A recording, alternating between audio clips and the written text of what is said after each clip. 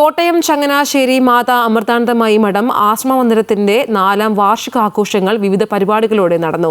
രാവിലെ നടന്ന സാംസ്കാരിക സമ്മേളനത്തിൽ ചങ്ങനാശ്ശേരി മഠാധിപതി സ്വാമിനി നിഷ്ഠാമൃത പ്രാണ ദീപം തെളിയിച്ചു. കോഴിക്കോട് മാതാ അമൃതാനന്ദമയി മഠാധിപതി സ്വാമി വിവേകാമൃതാനന്ദപുരി വിശിഷ്ടാതിഥിയായി പങ്കെടുത്തു.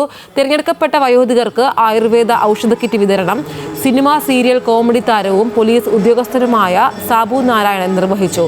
തുടർന്ന് നടന്ന മഹാസർവൈശ്വര്യ പൂജയ്ക്ക് സ്വാമി വിവേകാമൃതാനന്ദപുരി മുഖ്യ കാർമ്മികത്വം വഹിച്ചു.